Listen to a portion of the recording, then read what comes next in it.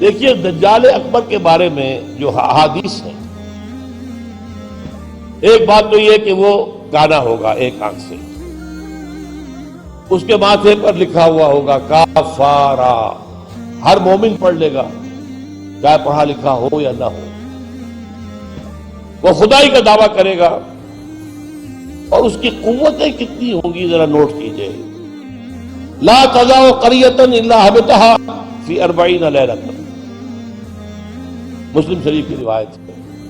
پوری دنیا میں ایک ایک بستی کے اندر وہ گھوم جائے گا صرف 40 دنوں. کیسی سواری اس کے پاس ہوگی، کیسی صورت والی سواری ہوگی. اب تو کچھ اندازہ ہے نا. آخر ہماری فضا میں ظاہر بات ہے ہمارے ہوائی جہاز 24 گھنٹے میں گزر سکتے ہیں مشرق سے مغرب تک. نمبر 2، اس کے 2 کانوں کے مابین 80 گز کا یا 80 ہاتھ کا فاصلہ ہو. اس کے گدھے کی ماں بین حافر ہمارے ہی حافر آخر مسیرت یومین و لیلۃ، اس کے گدھے کی ایک قدم اور دوسرے قدم کے درمیان ایک دن رات کے سفر کی مسافت ہوگی. اب ظاہر بات ہے اس کا گدھا کون ہے آج؟ ہوائی جہاز. ینادی بصوت لہ یسمع ما بین الخافقین، کنز العمال میں بھی ہے، مسند احمد بھی حدیث ہے. وہ آواز دے گا ایک ایسی آواز سے جس سے مشرق اور مغرب کے درمیان سب لوگ سنیں گے. ہو گیا کہ نہیں؟ بش کی تقریر سب سنیں گے نہیں. سخرت لہ انہار الارض واسارہا یامر السماء فتمطر والارض فتنبت، اس کے لیے تمام دریا اور پوری زمین کو سخر کر دی جائے گی. وہ جب حکم دے گا آسمان کو بارش برسائے گا. مادر ذات انجھ اکمہا، اس کو ٹھیک کرے گا، کوڑی کو ٹھیک کرے گا. یہ حضرت عیسیٰ والے موجزے ہیں. یحیی الموتیٰ، مردوں کو زندہ. آج جو ہے کلوننگ اس جگہ تک پہنچ چکی ہے کہ آپ کے والد کی قبر سے لاش میں سے کوئی تھوڑا سا ٹکڑا نکال کر والد بنائے جا سکتے ہیں. یہ دوسری بات ہے کہ ابھی بحث چل رہی ہے، ہیومن کلوننگ کی کھلی اجازت نہیں دی جا رہی. لیکن آگے ایک آدمی کو چیر کر 2 ٹکڑوں میں بانٹے گا اور پھر زندہ کر دے گا. وَيَبْعَثُ مَعَهُ يَبْعَثُ مَعَهُ الشَّيَاطِينَ عَلَى صُورَةِ مَنْ قَدْ مَاتَ مِنَ الْآبَاءِ وَالْأُمَّهَاتِ وَالْإِخْوَانِ فَيَأْتِي أَحَدُهُمْ إِلَىٰ أَبِيهِ وَأَخِيهِ فَيَقُولُ أَلَسْتُ فُلَانًا أَلَسْتَ تَعْرِفُنِي.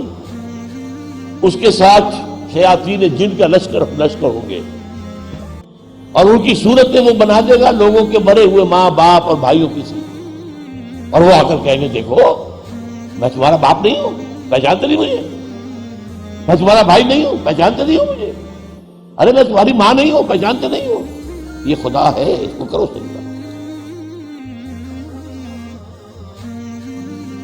آخر من یخرج الیہ النساء، آخر میں جو اس کی پیروی کے لیے نکلے گی گھروں سے وہ عورتیں ہوں گی.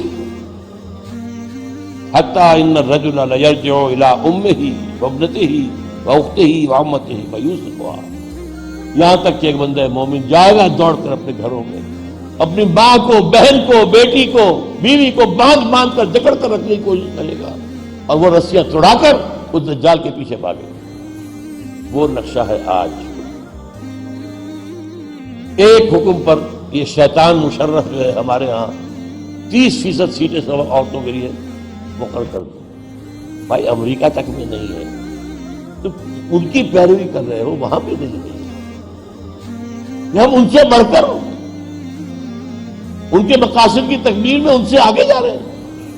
اب دیکھتے دیکھتے ہماری بات کو دیکھ کر انڈیا کے اندر بھی آیا ہے کہ 30% سیٹیں سب کی جو ہے خاص کر دی جائے عورتوں کے لیے. وہاں وہ نہیں ہو پا رہا. جمہوری حکومت ہے، اختلافات ہو رہے ہیں، ابھی بحثیں چل رہی ہیں. اور یہاں کیا تھا؟ مشرف، ایک حکم، اور کوئی نہیں بولا، کوئی مذہبی لیڈر نہیں بولا یہ کیا کر رہے ہو، کوئی سیاسی لیڈر نہیں بولا کیا کر رہے ہو. ان کی گھٹی میں سیاست پڑ چکی ہے. خطرہ یہ تھا کہ ہم نے اگر ایسی کوئی بات کی تو یہ الیکشن پوسٹ پون کر دے گا، اور الیکشن بڑا ہوا اس کا ایک عام طریقہ. بہرحال یہ دجالیت جو ہے، دجال اکبر کی آنا ہے، یہ ہوگا کون؟ اس میں احادیث کے اندر اختلاف ہے. ایک واقعہ یہ بھی ملتا ہے کہ حضور ہی کے زمانے میں یہودیوں میں بچہ پیدا ہوا ابن سیاد. وہ بڑا غیر معمولی قسم کی صلاحیت اس میں تھی. وہ اپنی پیٹھ کے پیچھے سے دیکھتا تھا. وہ سوتا تھا تو اس کا دل نہیں سوتا تھا، وہ پوری طریقے سے اس کے حواس جو ہیں وہ بیدار رہتے تھے. تو حضور نے اس کے کچھ حالات وغیرہ کا باقاعدہ مشاہدہ کیا، یہ سوچتے ہوئے کہ شاید یہی دجال بن گیا. حضرت عمر نے کہا بھی کہ آپ مجھے حکم دیں میں اس کی گردن اڑا دوں. فرمایا نہیں، اگر تو یہ وہ ہے تو اسے قتل کریں گے عیسیٰ ابن مریم، تم قتل کرنے والے نہیں ہو. اور اگر یہ وہ نہیں ہے تو خام کا ناحق خون کا جو ہے تمہارے اوپر الزام آتا ہے. پھر ایک صحابی رضی اللہ تعالی عنہ تمیم داری، وہ عیسائی تھے، اسلام لائے تھے. وہ کسی بحری سفر پر گئے تو طوفان جو ہے ان کے جہاز کو لے کر ادھر ادھر کئی ایک مہینے تک، اس سے بھی زیادہ، موج ادھر لے گئی تو ادھر لے گئی تو ادھر لے گئی، حتیٰ کہ ایک جزیرے میں جا کے ان کا اترنا ہو گیا اور کوئی نہیں تھا، غیر آباد.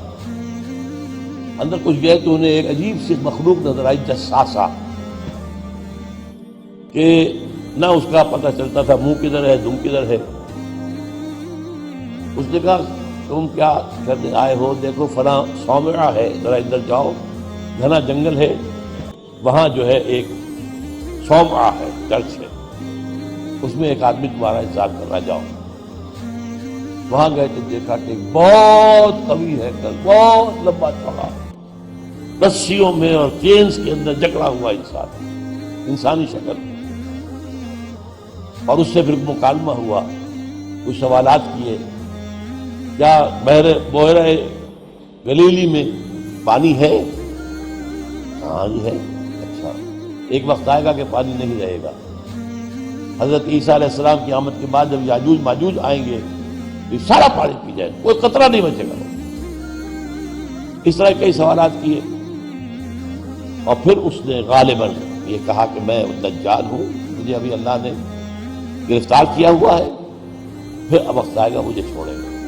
ایک روایت یہ ہے.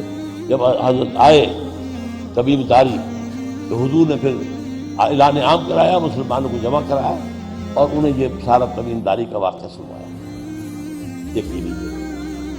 تو اب یہ کہ اس کے بارے میں یقین کے ساتھ فیصلہ کرنا کہ وہ کون ہوگا، میرا گمان یہ ہے کہ وہ وہی ہے جو ابھی اس صومعہ میں قید ہے، لیکن وہ کوئی جن ہے، انسان نہیں.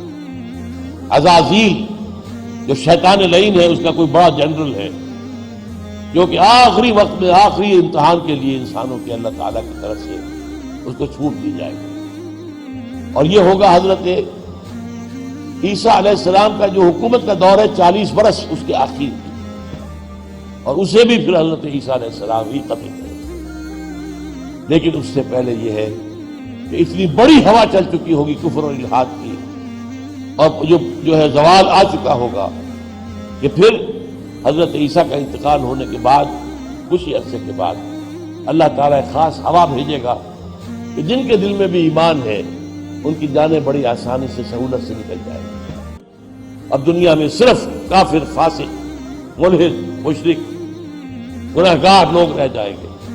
ان پر قیامت کی ہولناک جو زلزلہ ہے، یا ایھا الناس اتقوا ربکم ان زلزلۃ الساعۃ شیء عظیم یوم ترونها تذہل کل مرضعۃ عما ارضعت وتضع کل ذات حمل حملها وتری الناس سکارى وما هم بسکارى. یہ جو سختیاں ہیں یہ کفار پر آئیں گی، اہل ایمان پر نہیں. اب یہ ہے میرے اور آپ کے لیے انفرادی سطح پر تو فیصلہ کیجیے، ہم اپنے اندر سے دجال کو نکالیں. محبت اللہ سے، دنیا سے نہیں. طلب آخرت کی، دنیا کی نہیں. فکر روح کی، جسم کی بھی کرو لیکن اس کی حسب بلند کرو، اور وہ نظام قائم کرو جس میں حق کی ترداری، جس کے معاشی نظام میں سے سود اور جوئے کو نکال کر باہر کر دیا گیا ہو۔ معاشرہ وہ ہو جس میں عفت و عصمت کی ویلیوز ہو، شرم اور حیا کی ویلیوز ہو، خاندان کا ادارہ مضبوط ہو۔ یہ سارا کام اجتماعی سطح پر، اور خود اپنے ایمان کو اتنا مضبوط کرو کہ اگر ہماری اپنی زندگی میں وہ دجال اکبر کے آنے کا وقت ہو جائے تو ہم اس کی سختیوں کو جھیل سکیں، برداشت کر سکیں، ان امتحانات میں سے گزر سکیں اور ایمان کے اوپر ثابت قدم رہ سکیں۔ اللہ تعالی ہمارا مددگار ہو۔ اقول قولی ھذا واستغفر اللہ لی ولکم ولسائر المسلمین والمسلمات۔